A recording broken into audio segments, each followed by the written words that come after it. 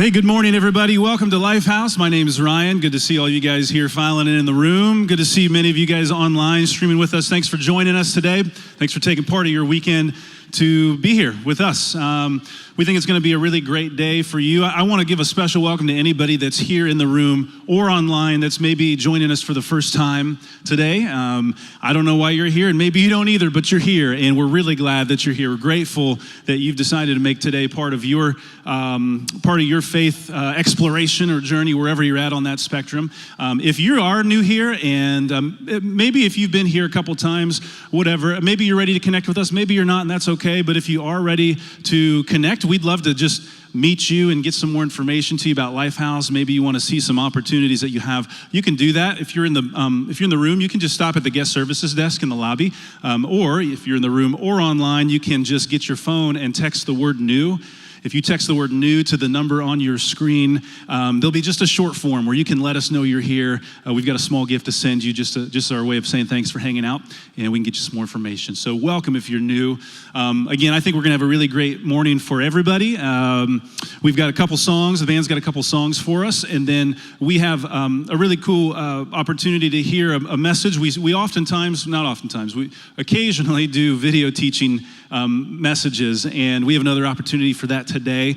A guy by the name of Clay Scroggins is going to be our video teaching pastor for the day, and he is from Atlanta, Georgia, with North Point Community Church, who is a partner church of ours. Andy Stanley is the lead pastor of that. We sometimes hear from him, but we get to hear from Clay today. He's going to wrap up our series that's called The Last Resort with a message I think is going to be really helpful for everybody.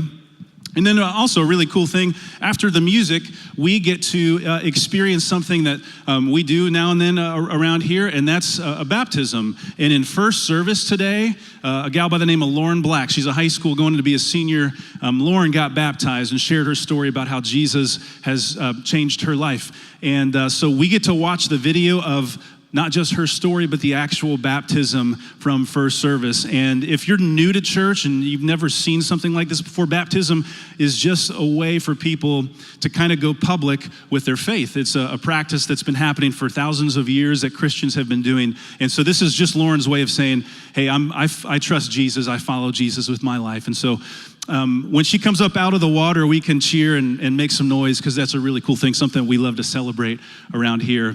So that's coming, but I think and you may agree with me, that in our world today, I feel like we get a lot of bad news, right? A lot of the bad news, the stuff we don't want to hear about, makes the headlines if you get on your news program, and sometimes it just helps to hear some good news. And so I wanted to share a little something with you I came across that was just really, really cool to me. And this is coming from the sports world. So do we have any like diehard sports people? You watch Sports Center every day, that sort of thing? Anybody? Couple people, okay, couple people. Anybody that just is like, I hate sports, I don't care, I don't know, whatever. Okay, a couple of people, that's cool. Even if you're not a big sports person, this story I think is impactful to everybody. So I like baseball, and so this is a baseball story. A couple days ago, there was a guy named Winford Benton. Is his name, Winford Benton. He's a baseball player in the Colorado Rockies organization.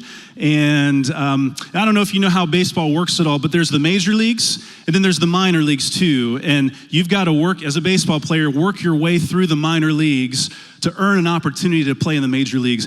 And so there are a ton of guys that play baseball in the minor leagues that just never make it to the major leagues. They try and they work hard. They just never make it there. Most people do not make it to the major leagues, okay? So when somebody gets called up to play for one of the big league teams, it's a really big deal. And the minor league life, I don't know if you know about this, it's just not glamorous. Like, they ride buses, and it's just not what you think. And it's a really hard thing. So this guy named Winford Benton, he's 31 years old, okay? He's played in the minor leagues for 10 years, which in baseball years, he's like a dinosaur. Truly, he's like a dinosaur. That's a long time to play in the minors without getting to the major leagues. Played with 5 different organizations. Anyway, on this past Friday, he got the call that he was going to go up and play in the major leagues, make his major league debut for the first time. So that's a really cool thing. But what you need to know about Winford is his dad, actually, about 10 years ago, his dad was sick and passed away. And his mom, during that time when his dad was sick, just took care of him and just was a great example to him. And so Winford, when he got the call that he was going to the majors, his first call was to his mother. And it was, I mean, you've got to see this reaction. So somebody filmed it. You know, as Winford was talking to his mom on FaceTime, somebody filmed it, and it's priceless. So you guys got to watch this. I've got this here for you. Let's roll that. I'm going to the major leagues.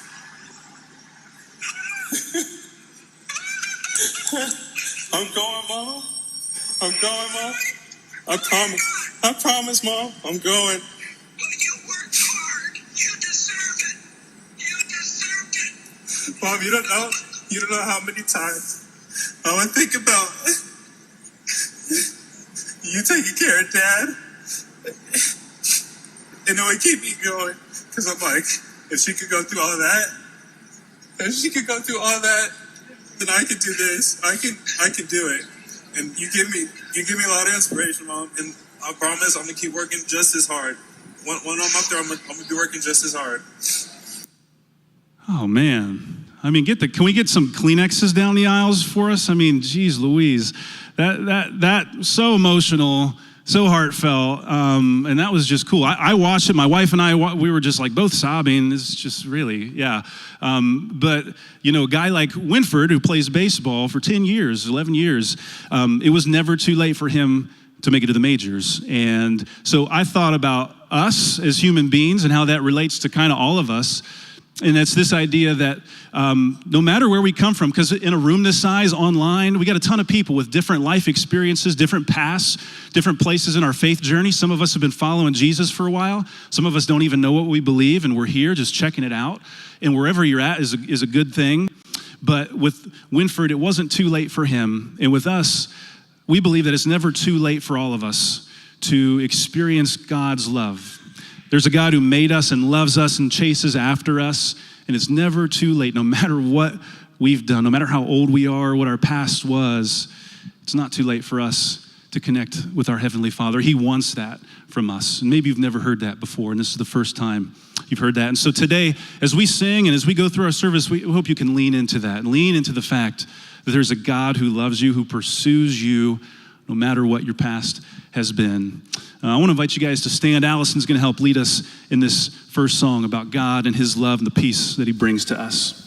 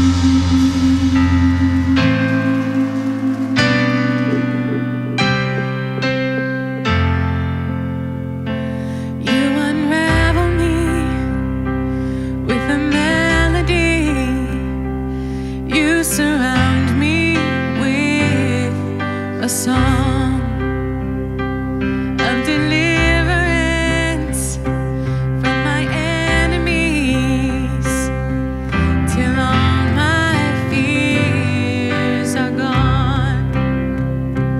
I'm no longer a slave to fear. I am a child of God. I'm no longer a slave to fear. I am a child of God.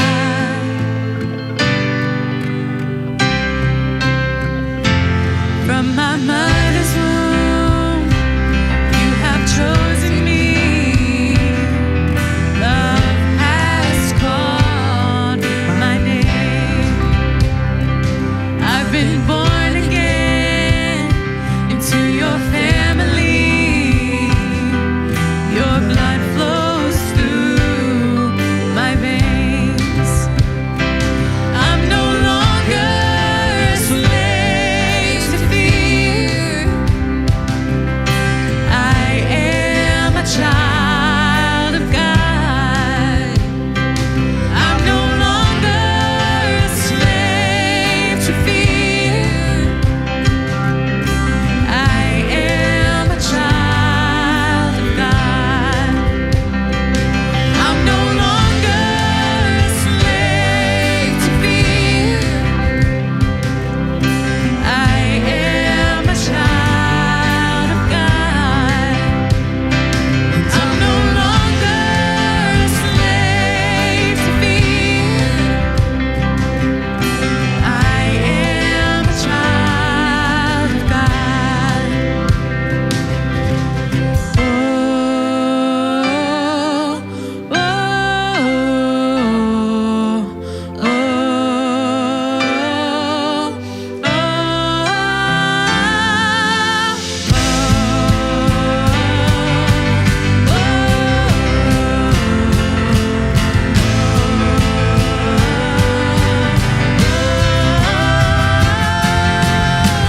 You split the sea so I could walk right through it. My fears are drowned in perfect love. You rescued me so I will stand and sing. I am a child of God. You split the sea so I could walk right through it. You drowned my fears in perfect love. You rescued me so I will stand and sing. I am a child of God.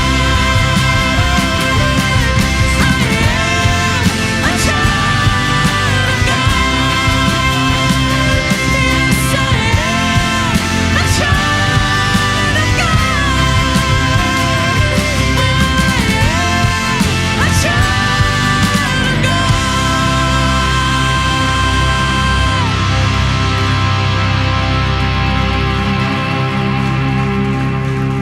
No matter how far away we feel we are from God, He always is welcoming us back. He wants us to call Him Father because we're His children. Thanks, guys, for singing with us. You can take your seats. And as you do, like I said, we get the chance to hear Lauren Black's story and watch her baptism, celebrate with her. So let's do that right now.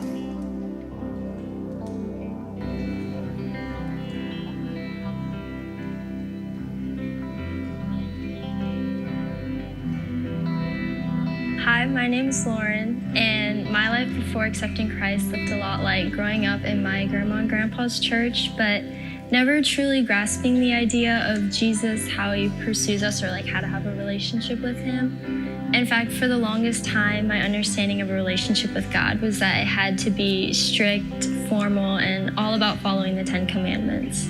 So as a result, faith felt like such a chore that I completely turned away from God, believing that it'd be impossible for me to ever follow Him. My idea of God really started to change once I began attending Lifehouse.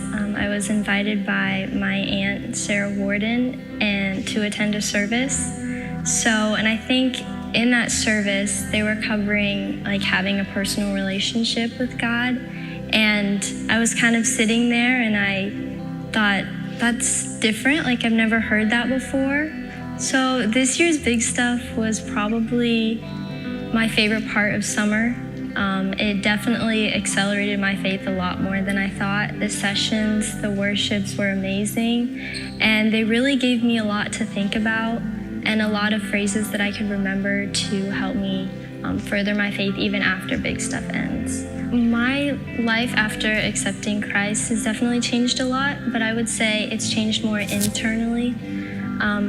In response to like scary situations or the unknown, like doing this, I originally would be very, very nervous, but now deep down I feel like at peace with everything. Like I don't feel uneasy or unsettled by things that I don't know.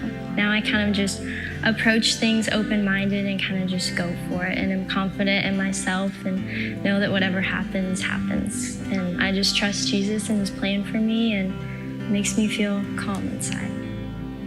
So finding forgiveness in Jesus means to me that when I stray far from God, that I can always come back to him, and that even when I sin, that he will always forgive me no matter what, and that makes his grace and his endless forgiveness for us that much more valuable.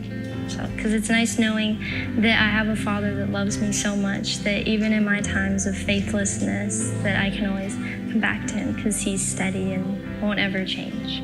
Throughout my faith journey, I've had incredible people supporting me along the way, specifically Ellie and Megan. They have always answered my endless questions and have encouraged me to pursue Jesus, even when I don't really understand what he's doing in my life. Lastly, I'd like to thank Lifehouse for introducing new concepts to me that I've never heard before, and also giving me the confidence in my faith that I really needed.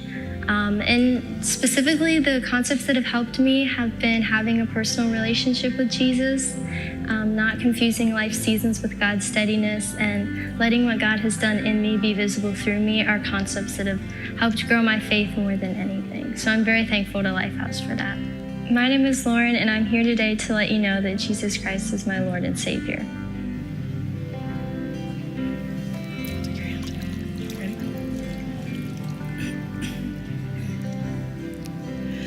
Lauren, it's been such a fun blessing for me and Courtney and McKenna to get to lead you just throughout your faith journey. And there's probably a million things I can say about you, but I'm just so proud of you. And I know all three of us are so proud of you just for how you pursue God and how you dig deeper in your faith. And I love that you're always learning and always growing. And yeah, you've just been such a blessing to lead. And I'm so proud of you for taking this next step in your faith. So it's my honor to baptize you in the name of the Father, the Son, and the Holy Spirit.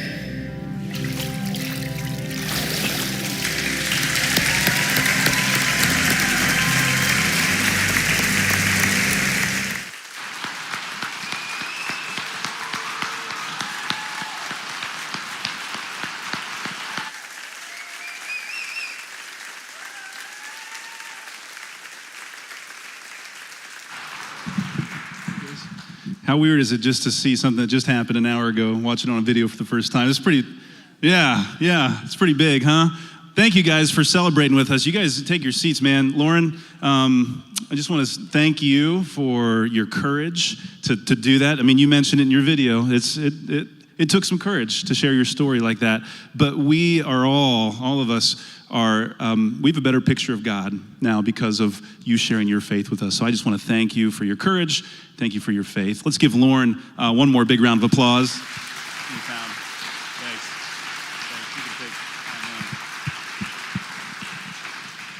It is. It's so good to see people like Lauren taking steps of faith. You know, she's a great example that it's never too late for God to let God show his love to you.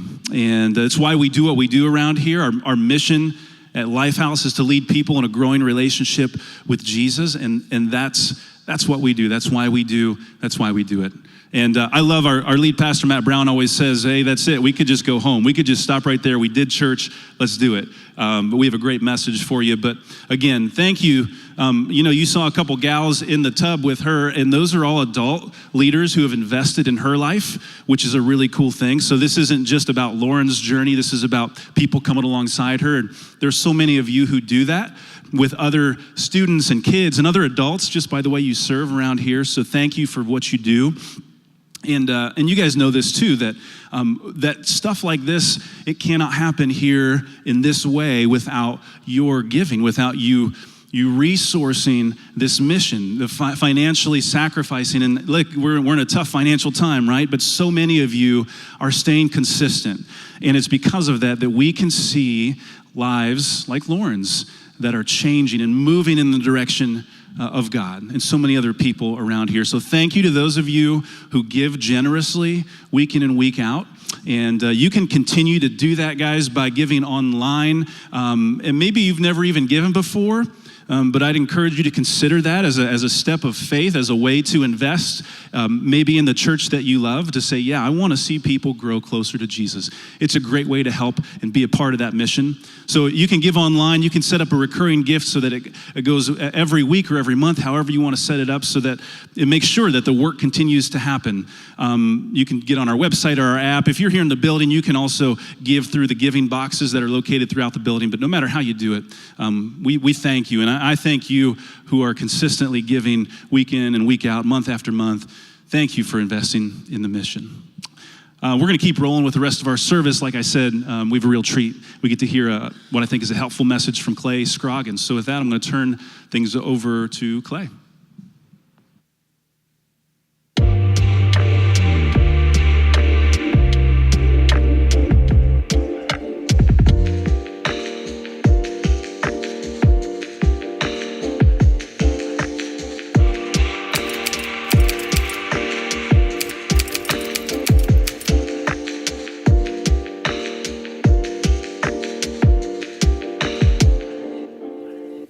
Well, good morning, everyone. Hope you're feeling good, or hello to you, whatever time of day it is. It's good to see you. Good to see you. My name's Clay. For those of you who I haven't met, my name is still Clay, whether I've met you or not. So, but it is so good to see you. I know we got a lot of people in the West, a lot of people watching online. Thanks for being here today. Thanks for being with us today. A lot of partner churches, so many people to say hello to. It's so good to see you. I want to start with this little phrase, and I would love for you to fill in the blank here. Desperate times call for desperate measures. You said that so sarcastically. Desperate measures. What else you got? Give me something harder. Yeah, desperate times call for desperate measures. You know this phrase, right? I mean, this is you've said it. We use it in everyday conversation, right? The idea of this phrase, what this line really means, is that there are times where the circumstances are adverse. They're not going your way. You wouldn't have drawn it up this way. You're not necessarily wishing it would have happened this way. It is what it is. And so therefore, there are now actions that would have otherwise been deemed unacceptable that may actually become the best choice. They may actually become the thing that you actually do because the desperate times have called for them.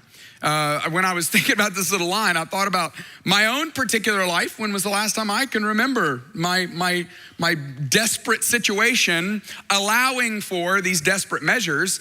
You've got your own story as well. Mine, the first one that came to my mind happened about 10 years ago. I was sitting at Cracker Barrel having breakfast. It was a wonderful morning. I was in that season of life. You ever had these seasons where you're kind of focused on not letting your technology win, trying to be more present with the person that you're with? And so I didn't have my ringer on. I had the phone turned face down. I was not paying it any attention, despite the fact that my wife was 9 months pregnant. We had a child.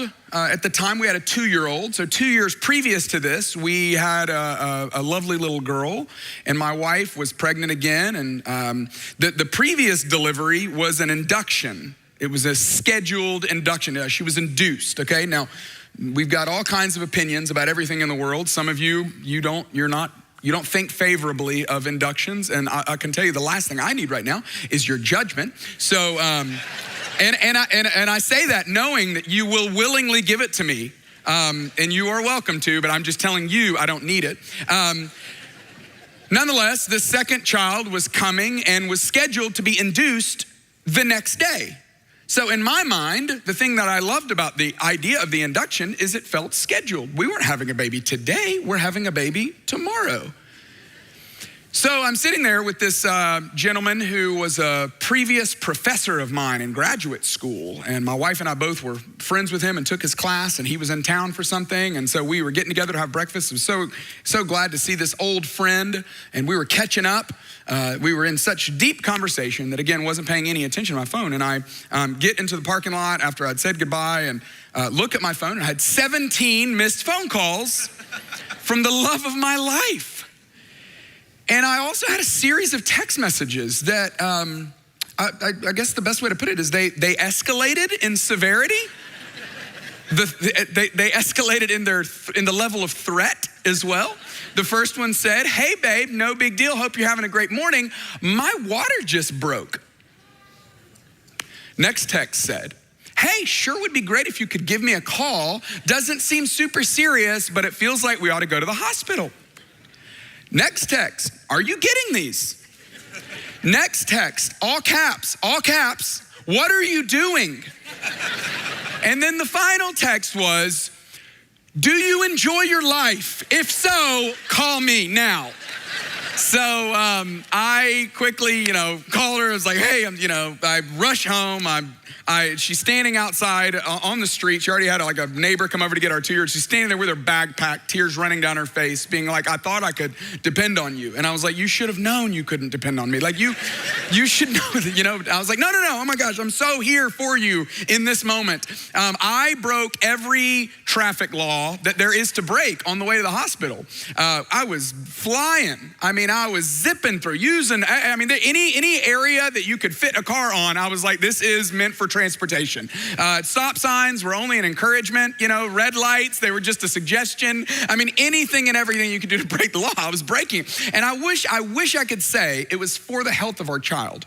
It was not. I wish I could say it was out of love for my wife. It was not. It was only for my own life. That is only why I broke the laws. And I honestly thought, okay, if my wife has this baby in this car, I don't feel like we'll stay married. And I'm pretty sure I won't be living past this incident. So I was really committed to getting there on time. We did, everything turned out fine. But the situation, the desperate nature of the situation called for this way that would have otherwise been unacceptable that was now seemed, in my mind at least, acceptable. And you have situations like that, right? Where the desperation caused you to do things that you look back on and go, whoa, that was crazy. I want to talk about desperation today. I want to talk about what do we do in those seasons of life? We don't really like those desperate situations. Nobody today is going like, man, I wish I was in more of a desperate situation. No, they're not fun. We don't enjoy them. They're usually hard situations in life. They're usually difficult circumstances in life. But I want to specifically talk about not just desperation in life, but I want to talk about how does desperation fit into a relationship with God? And I recognize some of you have a relationship with God, and then there may be others of you that you're just not quite sure what you think about God. Maybe you're not quite sure what God thinks about you. Maybe you're just not quite sure what to do with faith or whether or not you should even have faith in a God that would even allow the circumstances that would cause the desperation to rise. In fact, let me just ask this question. This is kind of it's a leveling question, because regardless of your religious beliefs, regardless of your religious background, whether you consider yourself a Christian or not, everyone has had a situation where they felt desperate for God. When was the last time you felt desperate with God? Can you think of that moment when you felt like, that situation where you're like, God, if you don't come through, I don't know what I'm gonna do. Maybe it was a job you were trying to get. Maybe it was a check that you needed to come in the mail. Maybe it was approval that you needed for something. Maybe it was to get into something. Maybe it was some kind of health scare. But it's usually those situations that feel out of our control where we feel like, God, we need this outcome to go the way we need it to go, and we feel desperate for it. What's even sometimes more challenging is not just the desperation we feel with God to move on our behalf, but sometimes we feel actually desperate for God. When was the last time you felt desperate for God? God, more than needing approval for this, more than needing the outcome to go my way for this, more than needing the check to come in the mail, more than needing this to clear up, I need you. I need you. I need to know you're here. I need to know you got me. I need to know that I've got you.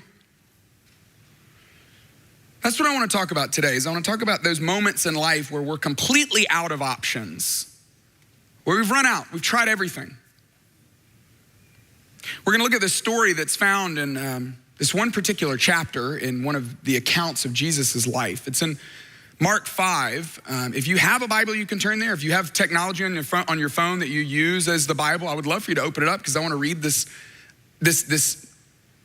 account of this relationship that somebody had with Jesus, this interaction someone had with Jesus. In Mark 5, there's actually 3 of them. And in all 3 of these stories, we're only going to look at the last one, but in all 3 of them, these are stories of people who were desperate. They didn't have anywhere to turn. They didn't have anywhere to go. They didn't have any options left on the table. They had tried everything else. In some of their situations, everything had been tried on them. And in every one of these experiences, and every one of these instances, and every one of these interactions, it's showcasing the type of person that Jesus rescued then, and I believe the type of person Jesus still rescues today, even in the middle of our desperation. And my hope is that it's gonna be a little bit of maybe a map for us, a little bit of a pathway for us to know, what do I do with this desperation that I feel? The story that I wanna look at is about a guy who's a religious leader. I mean, this guy was buttoned up, this guy had it all together, and this guy had no doubt sought solutions that were beyond this world. He had tried every solution that was in this world, and he was now looking outside of his own world. And Jesus, in this interaction, no matter what you think about him or what you think he thinks about you or what you feel about him, here's the best news of the day, is that Jesus is going to prove more personal than ever, even to the one who knew religion, but knew that religion could not provide all that he needed religion to provide. And Jesus shows up and meets him personally and intimately. And that is great news, no matter what your background is today. And my hope is that maybe today, that if you're feeling that sense of desperation today, that this might inform the way you choose to approach God. I told you all of this is out of Mark 5, and we're gonna jump into the middle of the chapter. He had just had this experience with this man that they don't even tell us this man's name. We just know him as the demon-possessed man. How about that for a nickname, right? The demon-possessed man, and the story was Jesus took these demons and he cast the demons out and cast them. He looked around, it was as if he was going, where do I put these demons now? And he cast the demons into this herd of pigs, 2,000 of them that then ran off the cliff. Bad day for bacon. Jesus, after he leaves that situation, he crosses a lake and he gets onto the other side of the lake, and that's where we're gonna pick up this particular day in the life of Jesus. This is Mark chapter 5, verse 21.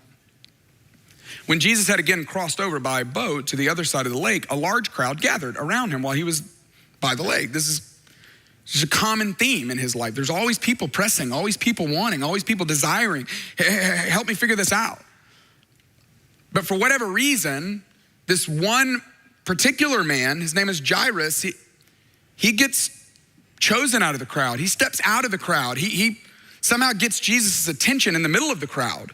One of the synagogue leaders named Jairus came, and when he saw Jesus, he fell at his feet. He's just immediately begging Jesus, I've got a problem. And he was a synagogue leader. So here's what we would have known about this man. He probably wasn't a rabbi. So he wasn't on the pastor side. He wasn't on the helping people out, navigating their spiritual life side. He was on the operation side. You know, any ministry or any synagogue or any church, it's 51% ministry and 49% business. You know, you got people that work there that help figure out, okay, how do we train the people, and how do we hire the people, and how do we pay the people, and how do we order resources, and how do we make sure that everything's moving along so that people can have the experience we want them to have. And that was Jairus. And so he would have been a man who, he would have had a lot of respect in this community. People knew of him. He was a man of great stature, as we're gonna see later in the story. But he was someone who was facing a hopeless crisis. So hopeless that it drove him to his knees, begging with all earnestness that Jesus might intercede into his crisis and cure the problem that he was facing that he couldn't fix on his own. Here's his situation. He pleaded earnestly with Jesus. He said, my little daughter is dying. Please come, put your hands on her so that she will be healed and live. My little daughter's dying. I feel this personal connection to this story. Fortunately, my little daughter's not dying, but we're gonna learn in this story that his daughter was 12 years old. We have a 12-year-old daughter. So a couple months ago when I was reading through Mark with some friends, I got to this chapter and you know, just the reality of, oh my goodness, as much as I love our daughter, what if she was dying? I mean, what kind of desperation would I feel? And some of you have been there. Some of you know what it's like to lose a child. I'm looking at you right now, thinking about some of the services that I've been to with your kids, with your loved ones. You know what it's like to feel that sense of desperation. God, if you don't come through, I don't know what I'm gonna do.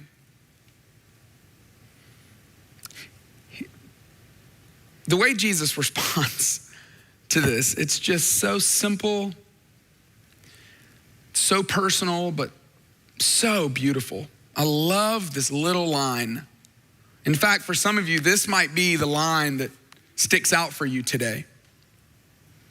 It's simple, it's not profound, but it's powerful. Look at how he just simply put this. He said, so Jesus went with him. He went with him. Hey, I'm so sorry. I'm not making you any promises. I'm not telling you what's gonna happen. I don't even know how hard this is gonna be, how challenging this is gonna be, but if there is a mess in your life and you are inviting me into the mess, I'm in. I'm in. And Jesus went with him. And he'll go with you too. If you invite him in, he will say yes. And so this large crowd presses in, continues to press in around him. In fact, that's the very next line of this account. And Jesus has this other interaction with this woman who, just like the man who was possessed by a demon, this woman had her own situation. She had this medical issue that couldn't be healed. She had spent all of her life savings. She was an outcast. She had done everything to try to fix this, and she couldn't. She had been subject to bleeding for 12 years. If you haven't listened to the sermon that April Farmer preached at North Point, it would have been a couple of months ago. It's still on the podcast. It's still on the website. You have to go listen to it. Absolutely remarkable. And April talked all about this woman, talked about the desperation that this woman was feeling. And what's so interesting to me is that Mark tells us that Jairus' little daughter is 12 years old, and this woman had this medical condition for 12 years. And this is what's remarkable about the way God works, is that 12 years previous to this particular day, Jairus and his wife welcomed their new baby girl into the world. Hopefully it didn't take 17 missed phone calls for Jairus to wake up and pay attention that his daughter is about to be born. But in his case, it had to be the most joyful, thrilling occasion. And yet at the same time, 12 years previous to this day, this woman realized that she had this medical condition. Maybe she was thinking it was gonna get healed quickly. Maybe she was thinking it was a minor bump in the road. She probably had no idea that she was gonna suffer with it for 12 years. When their baby was born, they probably had no idea that 12 years later that she would be lying on her deathbed.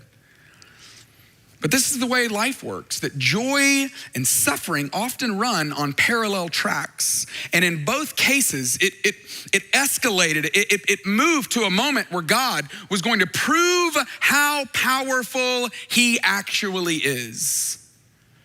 But this interlude in the story of Jairus, it had to bother Jairus. It had to drive him crazy, right? I mean, you know what it's like to have to wait. When's the last time you waited on something? Do you realize we don't wait on anything anymore? I was in the bank the other day. I had to wait for like 3 minutes and I about lost it. I was like, how have you not automated this? Why can't the app do it? This is absurd. I'm sure they were like, sir, it's been 3 minutes. I'm like, I haven't waited 3 minutes in years. What are you doing? I mean, have you been through a drive-through lately where they took forever and you're just like, get it together? Good grief. Do you not know how the world works? Like, you just can't do this anymore. We don't wait. Okay, so fortunately, hopefully, Jairus had a little more patience, than we have these days, We're the society that burns our mouths on Hot Pockets, right? Like we can't even wait. Like, it's so good. But in Jairus's case, hopefully he's over there, able to be patient a little bit, able to wait, But I'm sure after a while he was like, okay, lady, all right, sorry about your bleeding, okay? It's gotta be rough for you. My daughter's about to die, all right? Can we hurry this up? Jesus, can you wrap it up? Like, I know you're being all kind and gracious and compassionate and stuff, but can you tell her to take a ticket? There's a system here. Like, can you tell her, like, you'll get back to her, get her number and call her later? I don't know. But we were moving to something and things have slowed down. Have you ever been waiting on God? Whew, man, waiting on God. It's agonizing. You're like, God, it's gonna be too late. Like, do you know what you're doing? Like, we don't have time. We do not have time for this. And then the worst news came. As he's waiting, while Jesus was still speaking, some people came from the house of Jairus, the synagogue leader, and they said to him, Jairus, your daughter's dead. I'm so sorry. We just got the news. We came straight from your house. I don't know what your plan was and what you were trying to do with Jesus, and I know you had a lot of hope that maybe that might help, but she's already dead. I'm so sorry. And then they ask him this question that I don't know if you've ever used these exact words, but I've felt this way, and I'm sure you felt this way before. They said, why bother the teacher anymore? Why would you bother? Like, we get you were bothering him when there was an option because you wanted him to help, but now there's no option, so why would you still bother him? Have you ever felt like you're bothering God? Have you ever prayed for something so earnestly and so consistently and so faithfully?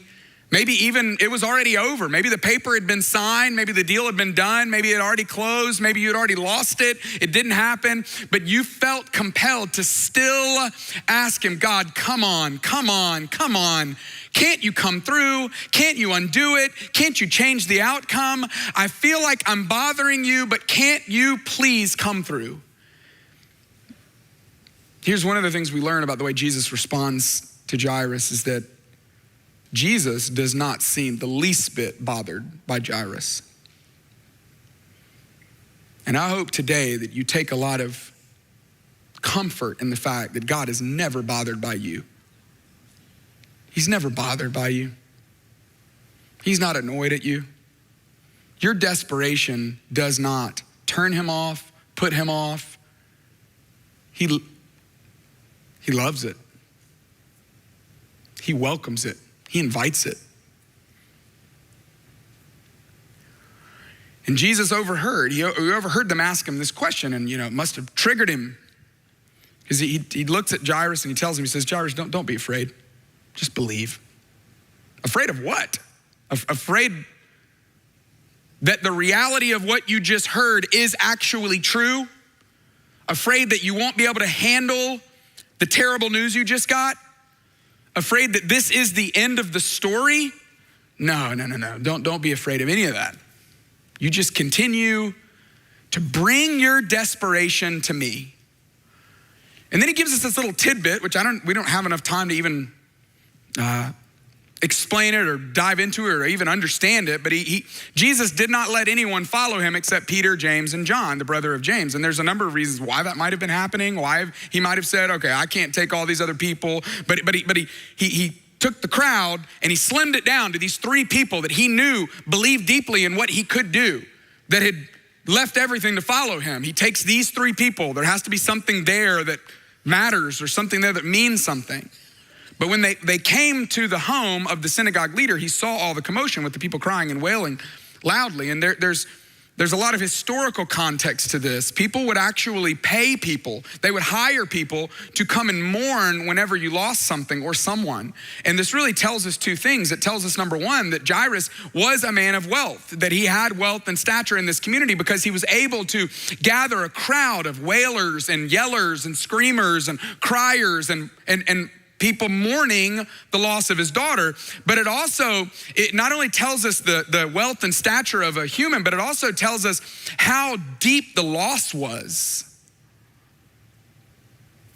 That they were obviously just completely heartbroken, devastated, just wrecked over the loss of their daughter, of course. But Jesus goes in and asks this question that throws everyone off. He goes in and says to them, why all this commotion and wailing? The child's not dead, the child's just asleep. Now, this was a euphemism. There are times when they use sleep as a euphemism for death.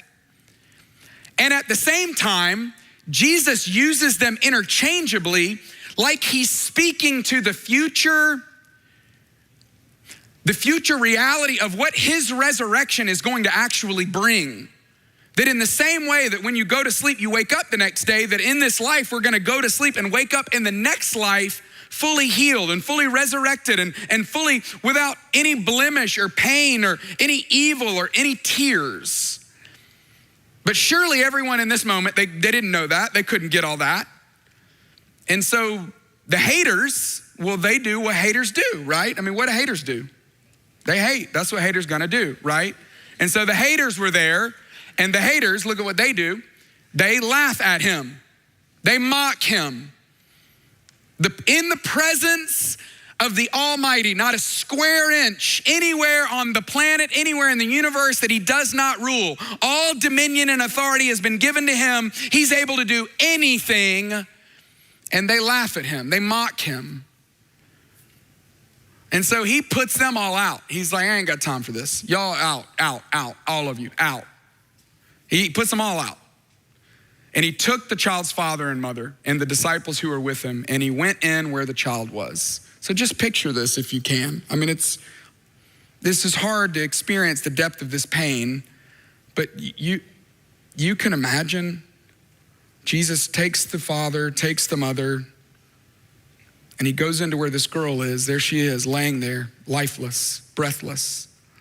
I'm sure Peter, James, and John were like, what are we doing in here? Like, we don't know these people. Like, this feels very personal, very intimate. So they probably like hung on the back wall. The father, Jairus, the mother, they probably just broke down again. It was the first time that at least Jairus had seen his daughter who was dead.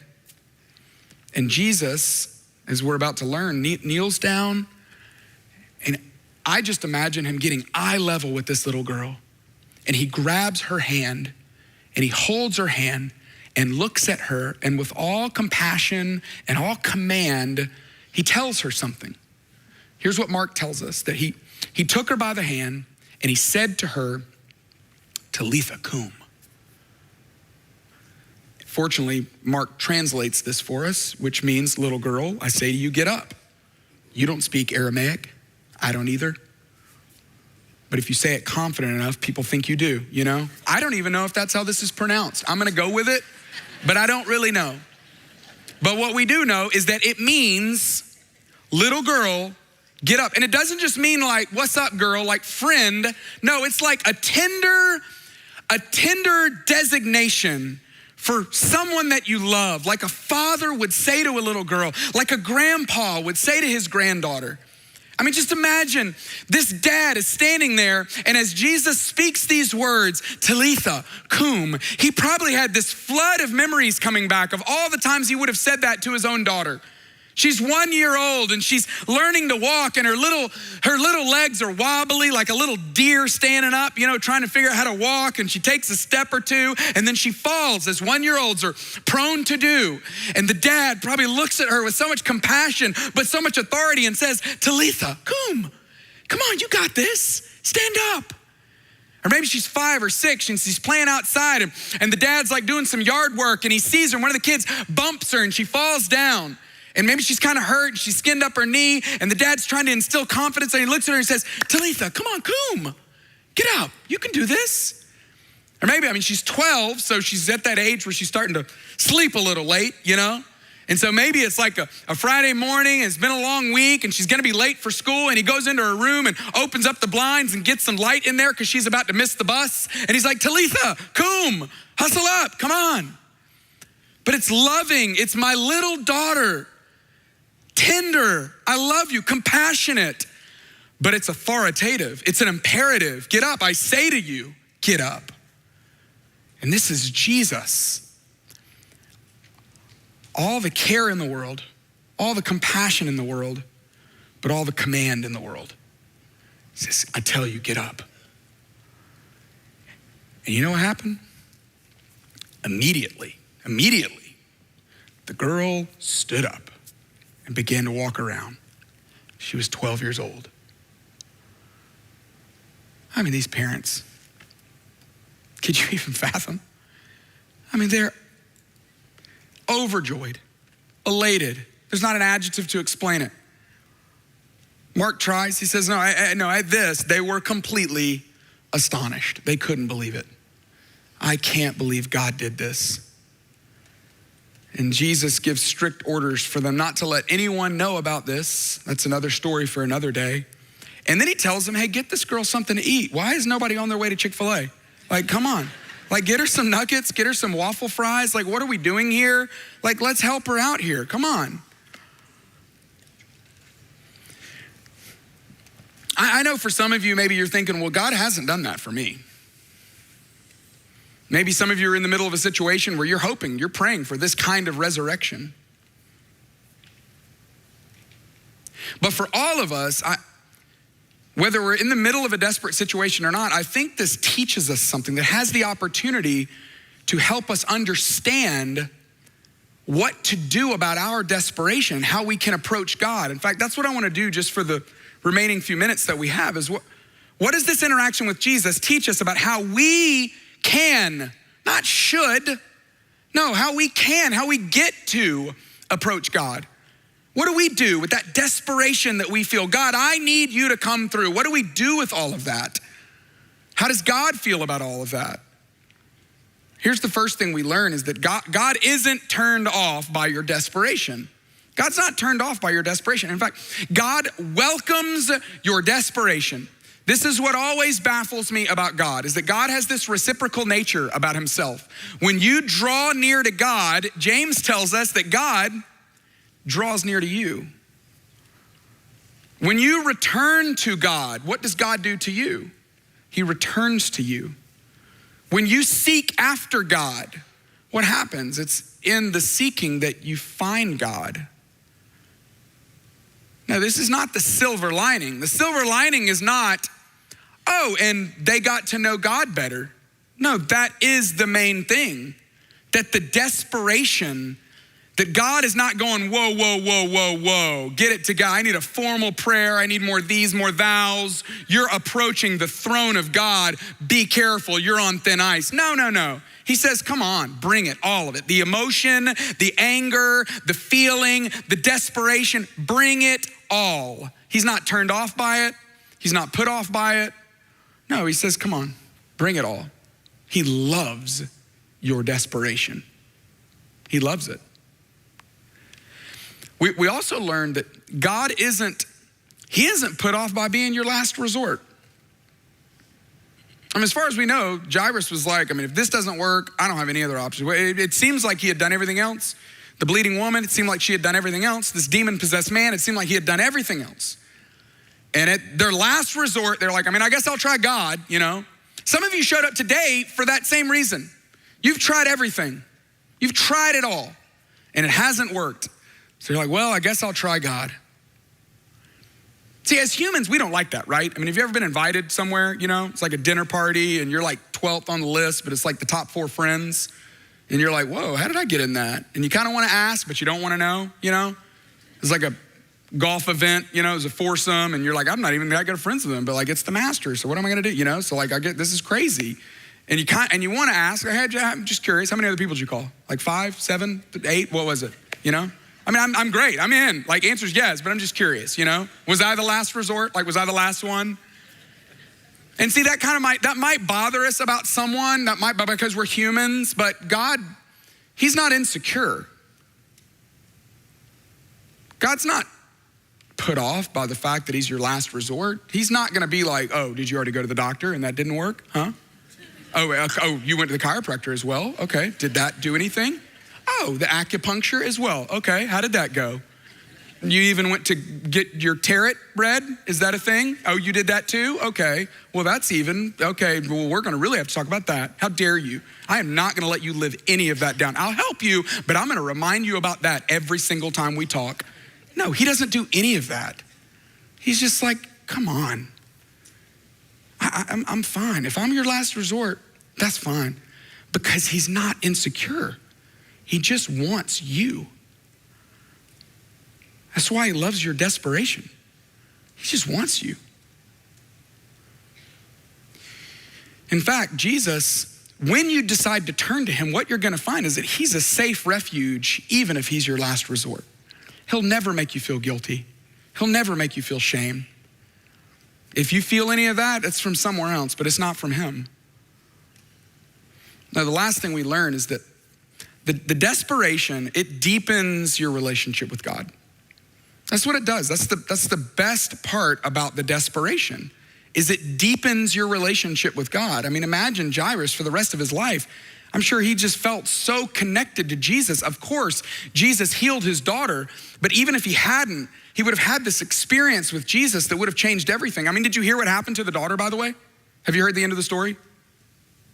Some of you are like, what verse is this? No, it's not in there. I'm just telling you, I know what happened. She died. I don't know how long it was, but I'm just telling you, the daughter died. Because there's a 1-to-1 ratio, like that's what happens, Like she did eventually die. Maybe she lived long enough to where she got to, experience the joy of a wedding, and maybe she got to have a child or 2 or 3 or whatever. Maybe she got to do a lot of great stuff and made Jairus a grandpa and all this stuff, but eventually she did die. It's not about she lived. That's not the point of this, because we do all eventually die, and I'm not making light of the fact that sometimes people do die. It is hard and painful and we miss them, but we are all going to die. But how sad would it be that while we're alive, that we miss out on the greatest joy of life, which is knowing him? See, Jesus showed up, but it wasn't just to enhance the circumstance. In fact, that's not even what God doesn't just want to enhance your circumstance. He doesn't just want to come through so that your life will be better. He doesn't just want to come through so that you'll experience the joy of getting into the school or having the deal go through or experiencing the joy of the relationship that might happen out of it. No. He just wants to develop and deepen your relationship with him. That's the whole point of it, is that he's powerful enough to move. He's powerful enough to resurrect. And in the middle of your faith in him to come through, you get to know him. And you don't have to wait till it gets really bad. You don't have to wait until you're at your wit's end. You don't have to wait until you're at the end of your rope. What if you decided to turn to him now? What if he was your first response as opposed to your last resort? how much more would you know him? How much more would you get to walk with him? How much more would you get to experience his love and his grace and his presence and him accepting the invitation? So why not? Instead of just waiting, why not just come to him now? Bring all the desperation to him now. In fact, don't even wait until you feel desperate. Just go ahead and start now by saying, I want to let you know I'm all in. I want to already be all in. And you might be at a place where you're at the end of your rope. I am so sorry. What's remarkable is that God sometimes uses the end of our rope as the beginning of hope. And maybe that's where God has you today, that he wants to instill hope in you as you put your trust in him. Not that he'll come through, maybe he will. And unfortunately, as we have all experienced, sometimes he doesn't. But pray for it anyway. God, would you bring that kind of resurrection to my situation? And pray for it desperately. Pray for it with passion. Beg him. You're not bothering him. No, bring it all to him. And as you do, you're gonna get to know him in a way that you wouldn't otherwise get to know him. And that is the best news of it all. That's what God wants us to do with our desperation. Heavenly Father, I pray that, God, all the situations right now, God, that are in limbo, I can't imagine how many of them there are where people are just hoping, wishing, praying, begging, come through, come through. God, I pray that you would. I pray that you would bring resurrection to relationships and businesses and careers, that you would bring hope to hopeless situations. And God, in all the places that it seems like you're not, or it seems like you don't, or it seems like you won't, God, I pray that we would find hope and joy in that deeper relationship with you. You have all the joy in the world waiting for us as we get to know you, as we deepen our relationship with you. That's the richness of life. That's the true way of life. So we pray that you'll come through. But God, even when you don't, I just pray that that desperation will lead to a deeper relationship with you, as you've done so many times before. And we pray all this in Jesus' name. Amen. Amen. Thank you guys so much for hanging out with us today. We will see you guys next week. We love you. God loves you too. Take care.